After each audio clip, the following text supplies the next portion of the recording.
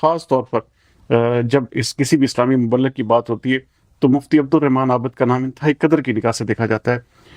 مفتی صاحب، چونکہ ہمارا رمضان المبارک کا مہینہ چل رہا ہے، میں اسی لیے ہی آپ کو بتاؤ کیا کہ ہم اس کے جو مسائل ہیں، کیونکہ ہمارے پاس بہت سارے ایسے چیزیں ہمارے پاس آتی ہیں کہ جو لوگ جاننا بھی چاہتے ہیں کہ اس کے اوپر بات کی جائے۔ سب سے پہلے تو یہ بتائیے گا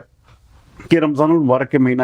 رحمت، بخشش اور برکتوں کا مہینہ ہے، لیکن آخر کن لوگوں کے لیے، کون سے ایسے لوگ ہیں جو اس خاص مہینے سے مستفید ہوتے ہیں یا اللہ کی نظر میں وہ جو ہے وہ سرخرو ہوتے ہیں؟ یہ تھوڑا سا اس حوالے سے میں پوچھنا چاہوں گا۔ جزاک اللہ جتوئی صاحب، پہلے تو میں یہ تھوڑی سی وضاحت کر دوں کہ میں الحمدللہ،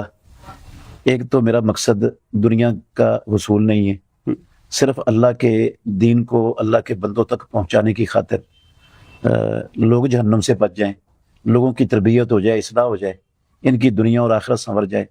میرا سب سے بڑا ٹارگٹ صرف یہ ہے، مجھے کچھ دنیا کا مفاد دنیا میں کچھ نہیں چاہیے۔ اس لیے ایک تو یہ وجہ ہے، اور دوسرا میں کوئی بغیر دلیل کے بات نہیں کرتا ہوں، جو بھی بات کرتا ہوں اللہ کے فضل سے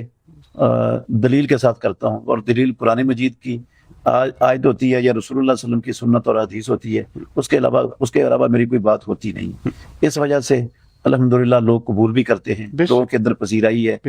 اور لوگ اتھینٹک بات اگر کہیں سے حاصل کرنا چاہیں نا تو وہ یہی کہتے ہیں کہ ان سے پوچھ لو،